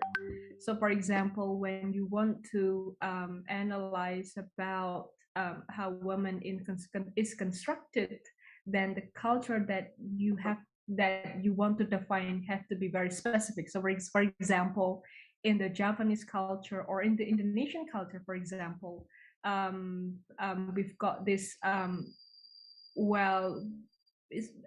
afraid that we have to say that we are living in a patriarchal culture, and you have to look at several apparatuses or programs, let's say, made by the government to maintain that patriarchal culture. So, for example, during the New Order, even until today, but it was first made up during the New Order government, is that PKK. What do you call that in English? PKK, Program Kesejahteraan Keluarga, Family Welfare Program. It was made first in 1970s, I guess, or 1960s. And that program was aimed to construct what counts as good women, what counts as good wives. Okay, there are certain criteria for that, and every woman in the village, even in the institution, they have to follow that, and there are some promises or pledge or whatever that women have to mention, and there are also the kind of peer pressure within women itself to support that program. So, for example, if I don't join the program in my village, then people will say, "Ini ibu apaan sih kok nggak ikut PKK gitu ya?" So I don't want to be defined by that kind of program. So that's why I don't join that. So that's just one culture. That's just one culture that you need to define before you do a critical discourse analysis. Okay, so there are many things. What is it? Culture is really big, but what I mean is that if you are, if you have made up your mind, if you have decided to analyze certain or investigate certain social phenomena, you have to make it more specific. So it's culture that is relevant to the study that you are doing. So that's why, for example, you want to do some feminist or women studies, then the culture that you refer to is that patriarchal culture. Even in Japanese, there is this saying that we hear, apa itu perempuan itu konco winking kan? So there will never be. Konco winking means, sorry Shirley, I'm speaking in Japanese. Konco winking means someone who walks at the back. Okay, so that means that the relationship between man and woman will never be equal. So it's always like this. So that's the kind of dominant discourse that you want to unpack and you want to resist. So that's why I find the alternative discourses. Thank you, Pak Dias. Yeah, thank you. It's very clear, I think. Okay, so we go to the next questions. The question for Miss Wan. Hello, thank you so much for a wonderful presentation. For Miss Wan, how is WTC in English related to attitude towards English? Perhaps you can suggest a relevant research articles on this. Thank you for your question. I think this, how's your English related to attitude towards English? Yeah, we do have some researchers to do this. You might maybe later I will type this author's name and their research the paper into the chat box. It's from Japanese. They use the international postures to investigate students in Japan to study English. So yeah, I will put this later. And for the second question, I think it's for Zhu. Right. For the second question for Ms. Zulfa, sometimes students are discouraged to research on topic of CDA because lecturers will ask, how would you relate this to education? And I guess we still sometimes see dichotomy between language and linguistic and pedagogy. So what is your take on this, and what CDA topics would you suggest for those who are new in researching CDA? Yeah. That's a brilliant question. It is happening. Yeah. Yeah. Thank you so much. Yes, and I feel you. Sometimes critical discourse analysis, although we're trying to identify the marginalized, we become marginalized ourselves, right? But I think it's still reasonable if your supervisors still want you to make it, still want you to convince them that you have to make your research relevant to the department, right? And I would do so. So that's why my presentation is very much specific how to use CDA in education. So my tips would be relate this to education. My take would be you decide the social phenomena within the education sector. There are lots of social phenomena. Tadi contohnya seperti UN, ya, the national exam is one example. You can also analyze, for example, the curriculum and how to look at the process of how this new curriculum has been socialized, and whose voices dominate and whose voices marginalized, for example. Or you can also a male and female relationship. That's, I think we have discussed about it. Or I just read this very interesting article using CDA on the synchronous and asynchronous process of online learning. And synchronous pedagogy has been a dominant discourse. So most of the education institutions believe that when you appear in your Zoom meeting like this, then you're considered as present. But when you are not, or when, for example, the lecturers design the teaching into asynchronous, and although we have a very deep intellectual engagement and interaction within our WhatsApp group, for example, it's not considered as 100% present. So there is this dominance of synchronous over asynchronous learning, and there are many issues in the synchronous forms or modes. Like what I've told you before, Indonesia is still working on the access towards synchronous learning, because it requires stable internet connection, stable electricity, especially when we are in the rainy season like this, when there are lots of electricity blackouts and so on and so forth. But what I'm trying to say here is that there are actually so many social phenomena. So you try to decide which social phenomena in the education sector. So I would say, as long as it is within the education sector, then you could justify that your case is justifiable, that your case is relevant within the education sector. That's my take on this. So, all right. So actually, the case is from the social sectors, but then we try to have an education field within the social phenomena, right? Using the CDA. Okay. Good. Thank you. And then the next question is from Aulia to Zulfa.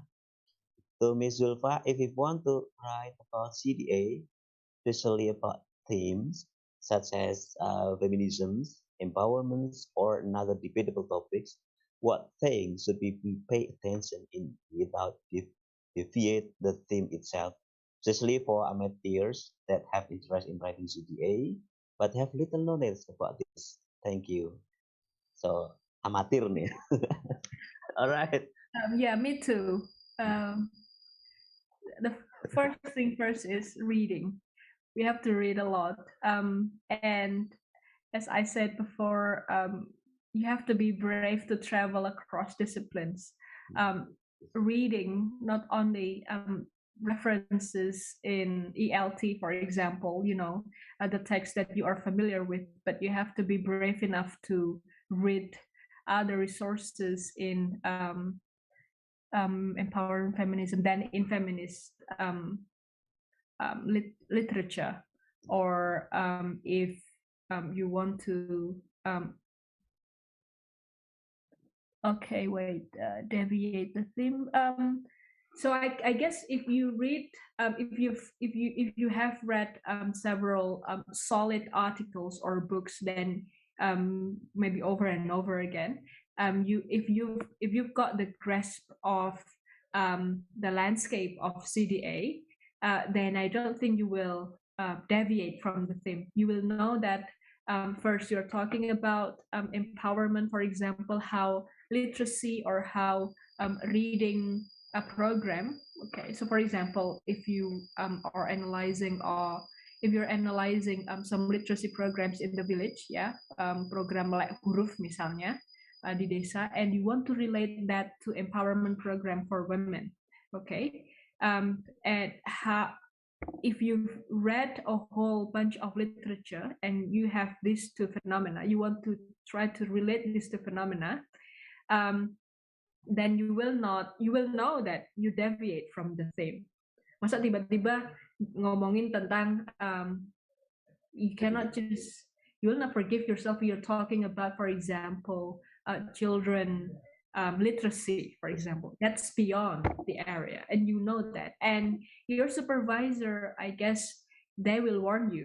No, you've been out of the track, go back. Itu kan, itu fungsinya pembimbing kan, I think. Yeah. Okay. So yeah, we are all amateurs to some extent. Yeah. Thank you, Aulia, for the questions. Thank you, Ms. Wan, for the information. these references. All right, so I go to the next questions. No.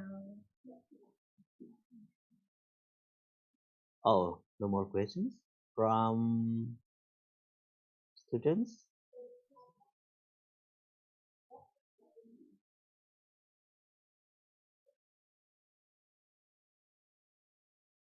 From Aris, yeah. Thank you. Yes. This question for Miss Silva. It's related or not, I don't know, because my question is how to develop motivation. Because I assume that students under pressure, yeah, for learning English or second language, even that teachers and students spend at least a quarter of their daily time in school. So the important thing is teachers can solve many problems of the educational environment using different ways. And then talk about discourse. How to make a small group or classroom interactions, maybe, because I believe that teachers play important roles. So teachers talk should be clear and should contain no errors. That's yeah, how to develop motivation. I think it's related or not. Okay, okay, thank you, Aris. I guess this question is probably for Miss Wan. So how to develop students' motivation and teachers' motivations once in time, especially for high schools. Hmm. Thank you for your questions. I think this is really, really important. Even for me, I do find sometimes it's really hard for me to improve my students, even just only one student who want to learn Chinese and even, hey, got very high motivation in the beginning. But during the class, I do find sometimes he sometimes feels a little bit tired or something, some sort of like this. So yeah, back to your question, could you specifically give me some examples, because it's kind of like a little bit general. Hi, are you still there? Yeah. Yeah. Aris, can you give me examples in what case students or So teachers? you mean your students is develop high school students, right? the high school students? The example. How to make a students not under pressure for learning. I don't know how to do this the example, because learning a second language is a big challenge, yeah, for the teachers maybe. So in facing different backgrounds, how to, I don't know the yeah. Yeah, I think this is quite huge questions, but I think you mentioned that group, how to improve maybe in group, and I think individually we are just one job, right? Together we are the ocean, I might say this. So maybe you can group your students into several groups, and then you might ask them to write down what difficulties they face when they study English, and then you can change their difficulties and to ask a different group to give the solutions to each group. I think this is quite important, because normally we think this problem is problem, but for others they might not think this is a problem, right? So you might give them time to write down their difficulties and to swap them and to give the solutions to each other, and also you can get more difficulties about this, and then you can find your solutions and in relation to your students. Um, Thank you. okay, is that answering your questions, Aris? Yes. Okay, thank you, Aris, thank you. Is there more questions, ladies and gentlemen, participants?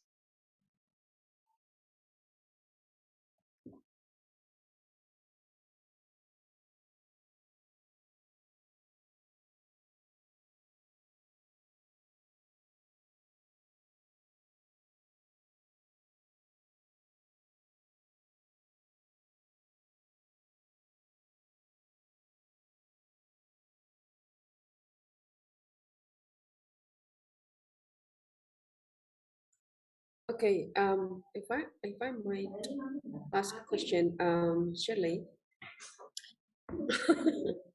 Hi. In your research, I mean, like, we have different cultural background, right? From your student in your participant Chinese learners in New Zealand studying. Are they learning English? No, they're learning Chinese. Oh, they're learning Chinese. Okay, so it's like kind of like they speak English. Their mother tongue is English, but they learn Chinese. Yeah. They are Kiwi person. So okay, so probably the feature is a bit similar to Indonesian students learning English, right? Because they're not their mother tongue, and then it's like second and foreign language for Indonesian students. How do you in your participants, do you also have kind of like the challenge where your participants are not willing to communicate because they feel that if they talk they will make a mistake or something? So because it's like my student here in Indonesia, and it's very common, I guess it's like I teach university students who will be English teachers in the future, hopefully, or if whatever they want.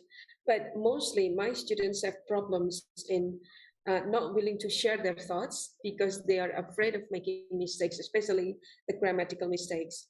So how do you encourage your student when you come across this kind of issue in your Chinese learners? Because like we have like the background is probably a little bit similar, but not really. But it's quite close because they're like learning both foreign language for them. So what is your take? How do you deal with this kind of challenge in your students and in your participants? Yeah, actually, in my study, I didn't do that. But yeah, I can talk about this because because today I just shared the Tony. This is a pilot, and he is quite person who always dealing with the staff from the government. So he's quite communicative. So and you can say the things. And also, I got another student. She is the just graduate from university, and she's quite anxious person. I think that could be like you mentioned your students, right? And I do find, even I didn't do anything to encourage her when it's to communicate, but I think my findings also support the previous research. They mentioned that if you ask your students to pay more attention to their the situations which create their willingness to communicate or unwillingness to communicate, and or sort of like this, and then they will become more aware of their situations. Even in the their journal, she mentioned that after she reports many situations she felt really willing to communicate, or for example, she reports she felt unwilling to communicate in the openings, just right beginning of the class, because she said, I don't know, in one-to-one class she has to say hello to her students. She didn't know if she say 你好, which means hello in Chinese, but this is not very common if you're greeting someone in Chinese. So she felt very, very anxious during the at the beginning of the class, and then and then she reports after she feeling a lot of kind of like, because after each session she has to fill in the journal, and then she reports. After that, she encouraged herself to say great to her tutor. I think this is very, very important, because students have to become aware of their her difficulties, and then you can give her some solutions, or maybe she can find their own solutions to encourage herself.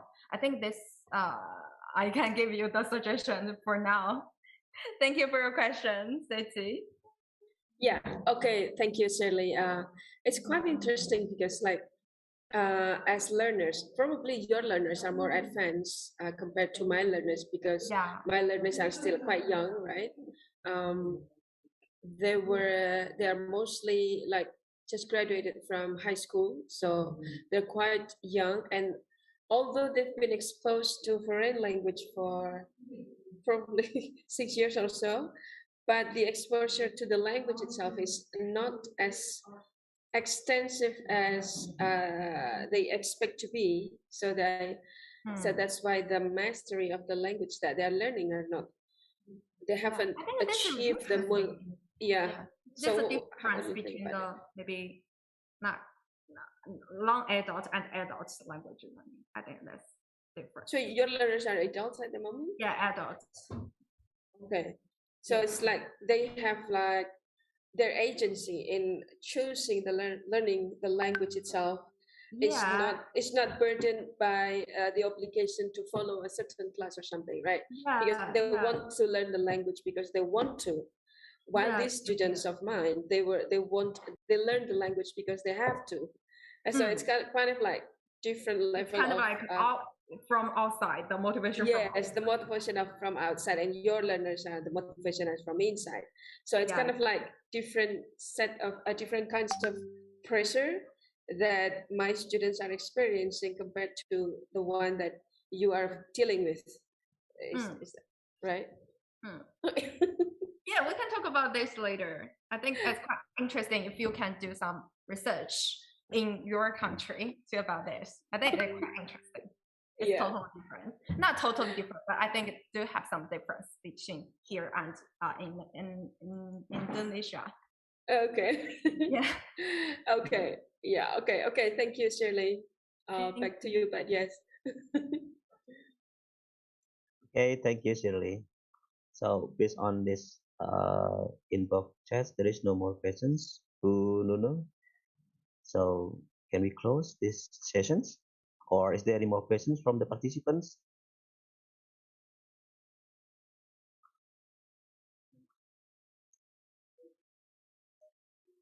I guess not.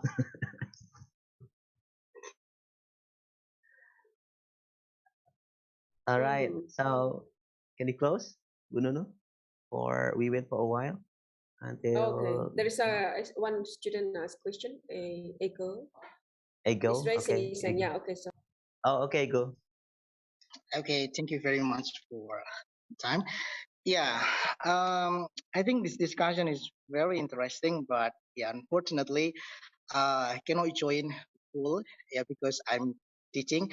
Yeah, what I want to share or what I want to ask is about the Bunung or the presenter explain about the how we encourage our students or in what is that in sharing their idea or something like that.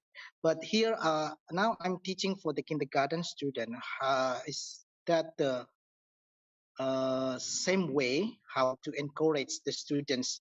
Because maybe Bunung is talking about the university students, of course kinds of different when we are encouraging the university student and the here adult and the child. Is it different way or something? Okay. So Ego, just to be clear, I'm not the presenter here. I'm just answering. I forget about the name of the presenter. Shirley and Zulfa. Oh, Shirley, So, yes. Yes. Okay. So, yeah. Okay. Shirley, maybe you can help Ego with the question. Yeah, I think this is quite interesting. And also, Zulfa, you're open to jump anytime. Yeah. You can jump Last anytime. year, I also did some online language learning with some children in Philippines through Zoom. In the beginning, it's really, really hard. I didn't imagine because for adults Chinese learning, I just maybe one session, I just spent at least 1 hour to prepare that session. I think that's totally enough.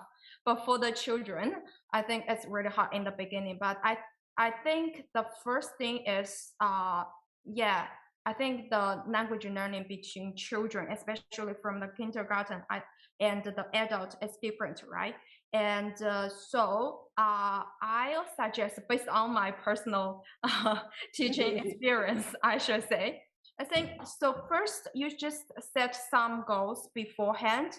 How many words you want to teach, and how many sentences you want to teach, and then also you should set some. I think I do recommend the games. Maybe, for example, if I teach them the numbers, I may ask them to sing a song or to do some handicraft, something like this, and to encourage them to use some words, not just learn some words, just to use that words to describe, oh, how many flowers you cut it, or to sing this song, and then they will feel so happy and enjoy your class. And then you will find when they are using these words and then they are learning these words. I think this is incorporated each other.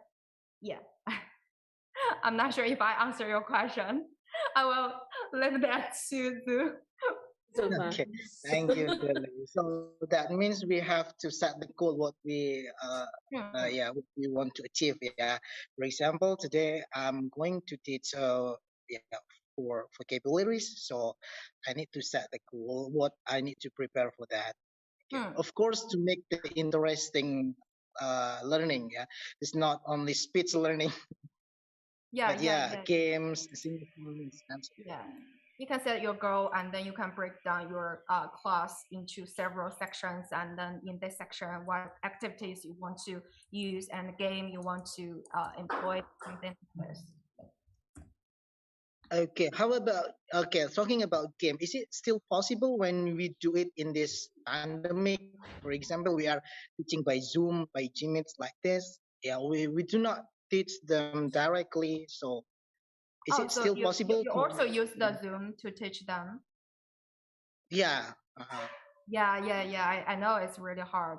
I set some games in my PowerPoint, even just several words. I think to prepare the PowerPoint, I have to spend like several hours to play just several slides. So I think it's time consuming, but it's worth it in the beginning. You should, yeah. Yeah, it means that teaching English for kids and teaching English for adults is different way, right? So we need more efforts to teaching. Yep. Jump in anytime, so far. Yeah. Okay. Yeah. Go ahead.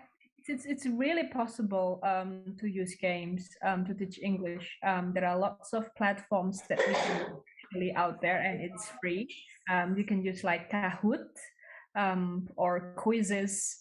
Or even you can play with Menti, like what I did before. It's not game basically, but you can actually tailor that platform to suit your purposes. That is to creating a fun environment in your classroom.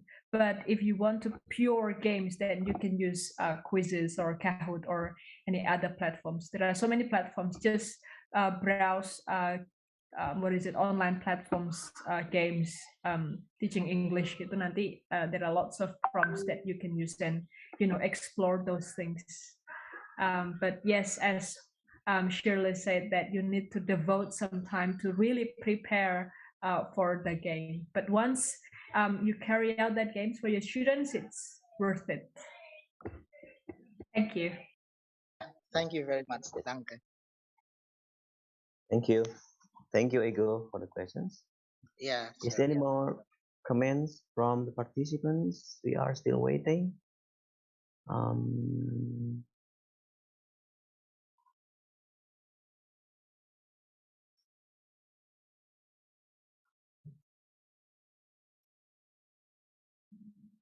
Okay.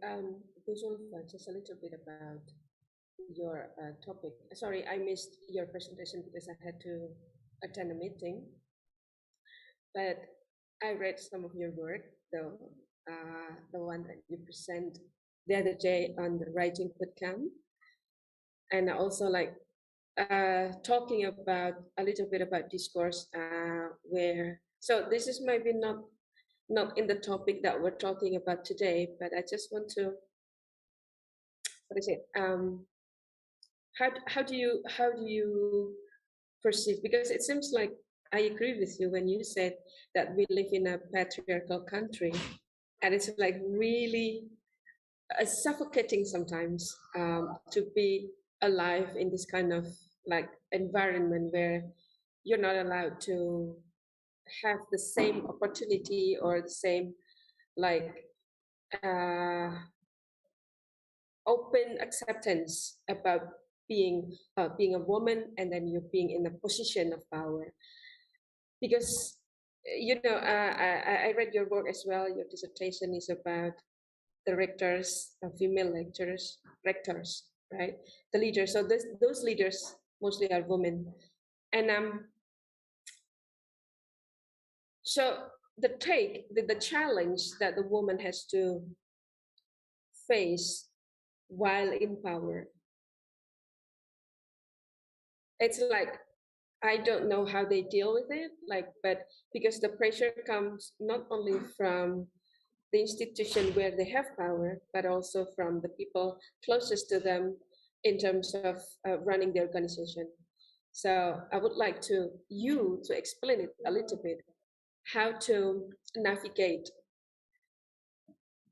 because some women are in power and they also have responsibilities at home, and how to deal best with a person who doesn't want to like accept that women can be in a position as well, higher position than the man. So this might be a little bit delicate of a topic question. So, but if you can elaborate, if you can elaborate on that, it would be really helpful. Thank you. Thank you, Bunu, for the question. It's a really difficult question, but I'll try to answer. Yes, I agree with you that there are more challenges that women have to face if they are in that managerial or leadership position more than men. Okay, and historically speaking, leadership is a masculine domain, especially in the higher education.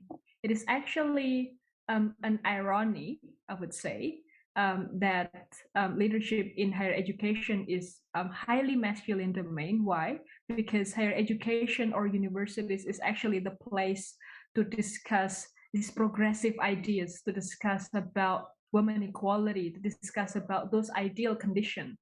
However, it doesn't come for real when we're talking about, who gets what and who does what, and historically speaking, woman has been in that subordinate level in which in the university, women are positioned as someone who deal with domestic chores. Domestic chores here is dealing with students with problems, with issues. For example, if in the department there is the students with some problems, then udah sana konsultasinya sama bu ini gitu.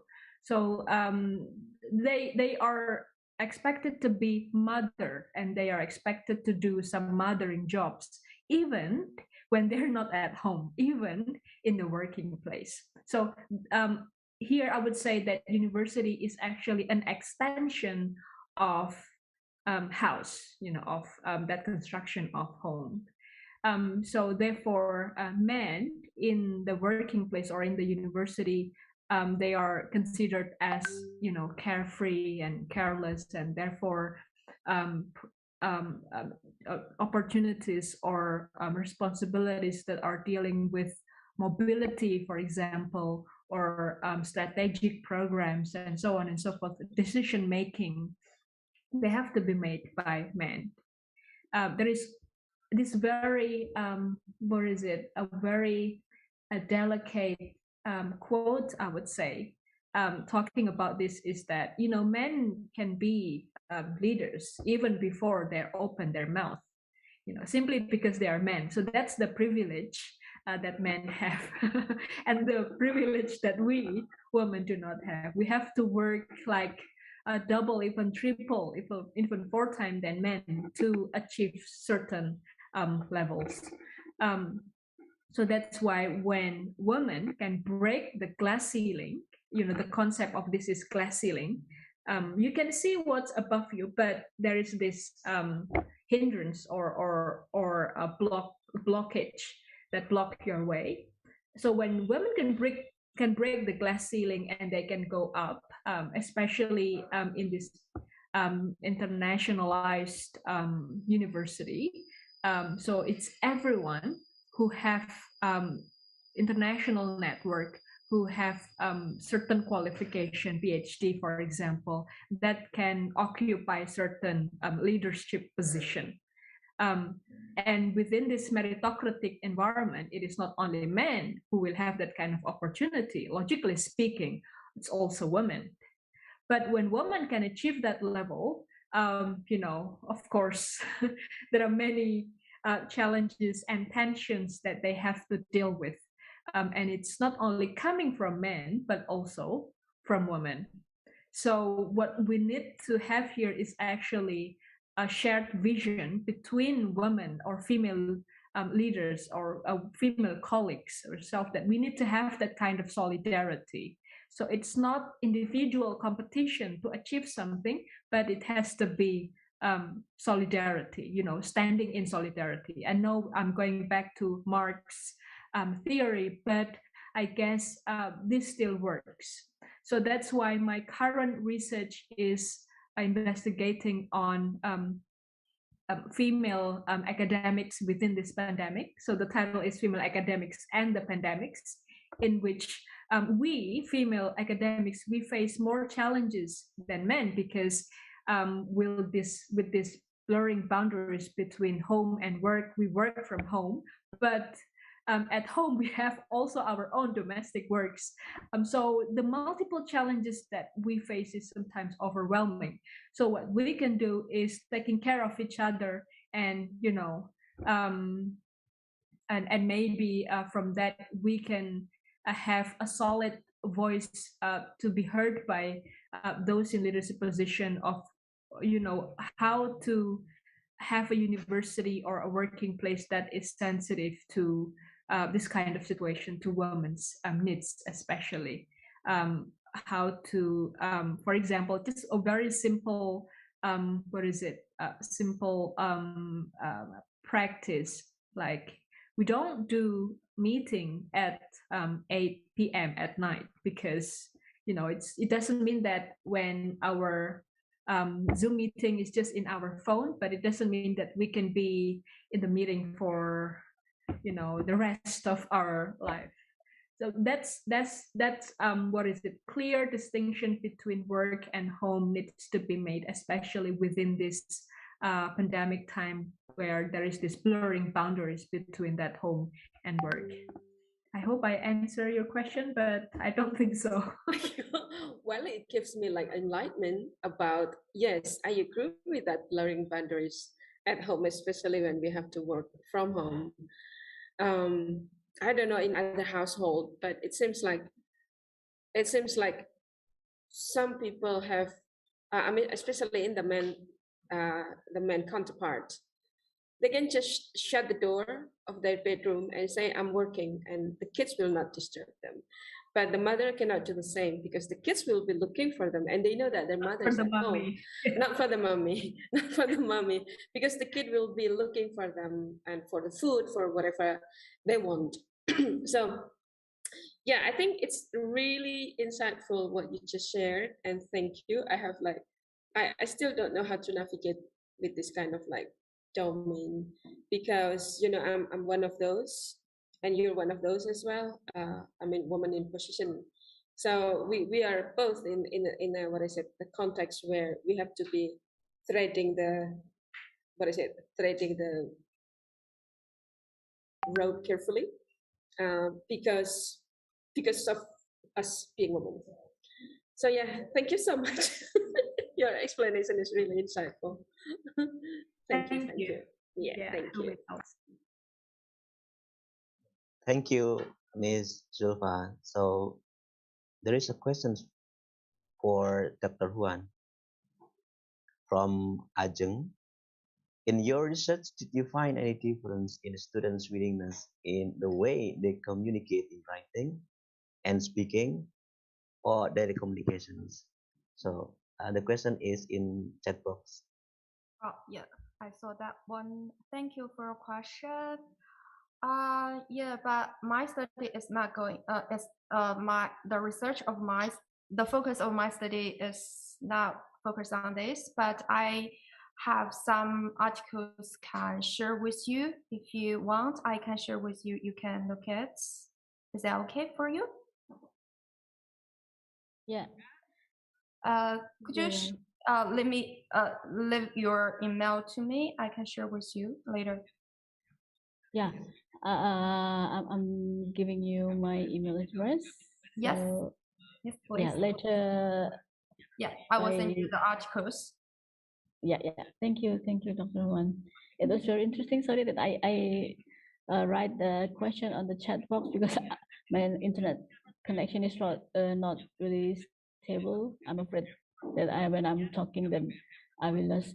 I was just curious that if the students, your students, or maybe in your article or in your research, you find some students' willingness willingness or their reluctant in the way they express their idea using the words, because I see it in my students when they write something, even they have a not really grammatical writing, but actually they have good words or good choices in their writing rather than they have a direct communication. When I ask them directly, especially in online learning, they just prefer to use Indonesian words rather than English. But I see when they write something, they can express their ideas, they can have good words, they make a good writing then, even the simple one. So I was also curious whether you also did the research or you find the same experience. Then if you have any article, then maybe I can read it just to give me more insightful knowledge about the students' communication willingness and reluctancy in using English words or using English. Thank you, Dr. Juan. You're welcome. So you can leave your email to me. I will send it to you later. Right. Thank you. Thank you. So I will hand back to Dr. Diaz.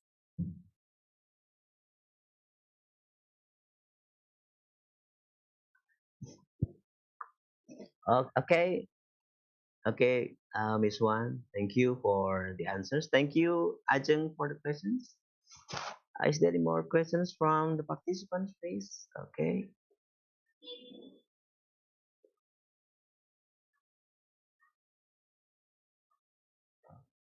All right. So is there any participants from teachers?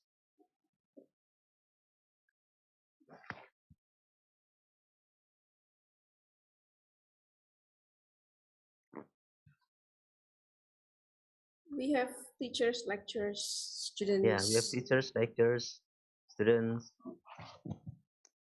All kinds of things.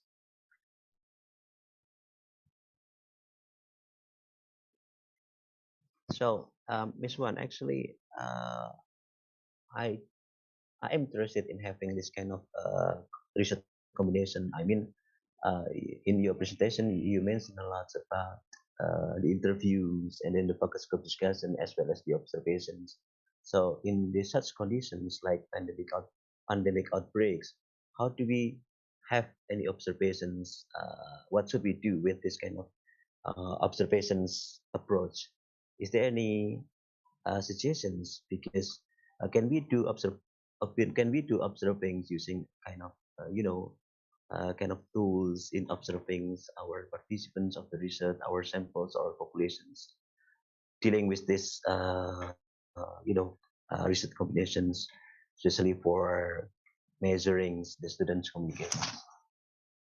So you mean because I didn't mention the observations research approach, right?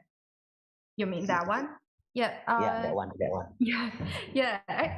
Thank you for your question. This is really interesting because in the beginning, I actually wanted to use that approach to find out what kind of when it communicates behavior means. because if we use the interview or maybe the interviews, journals, this is from their self-reports from the student's perspective. But if we use the observations, how should we measure the learners when it communicates behavior? So from outsider, so from the teachers, from the researchers. Yeah, there was so for the observations, first you will have a scheme. So there is a scheme used to measure the students when it's communicating, such as they may initiate a question. So this you can count this as the when it's communicate behavior. Why I'm not using that observation in my study? Because my study is one-to-one, so it's kind of like still the teachers has asked the students question and then they had to respond. So how should I say this response is has willingness to communicate or unwillingness to communicate? That's why I didn't use that observation. But I think for especially for here, I know there are several teachers. You are teaching the like traditional classroom. There are so many students in your classroom, so you might use that scheme to count your students when it communicates. Yeah. All right. Very clear. Thank you, Miss Wan. Thank you. So I guess, ladies and gentlemen, we finally come to the end of this symposium. And before I close the session, I would like to take some conclusion from what the speakers has presented. So Ms. Wan mentions a lot about the willingness to communicate. There are some indicators, desires, self-confidence, interpersonal motivation, and so on. And it is followed by the traits and dynamics, including enduring influence, enigma, and situational influence, stigma. It is followed by the second conclusions, what has already presented by Ms. Zulfa.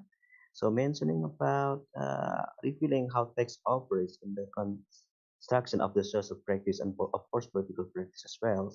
And within the fields of language education, CDA is also appropriate for the study in education and social fields, as well as the students, you need to study more across disciplines field of study. So that's all the conclusions of the presentation presented by the speakers. And I would like to thank to the speakers for the informative and interesting presentations and all participants for the very active participations. Finally, give applause for the speakers and for you all. Okay. So okay. Thank you. Thank you, everybody. See you again for the next installments, fourth installments in International Symposiums of Masters of English Education Universitas PGRI Semarang. Thank you, everybody. Thank you so much, Zulfa and Shirley. Thank you. Thank you. It was Thank you, amazing. Shirley. Thank you. Well done. Zulfa. Well done. Thank you. Yeah. Thank you. Okay. Bye-bye, everyone. Bye. Bye.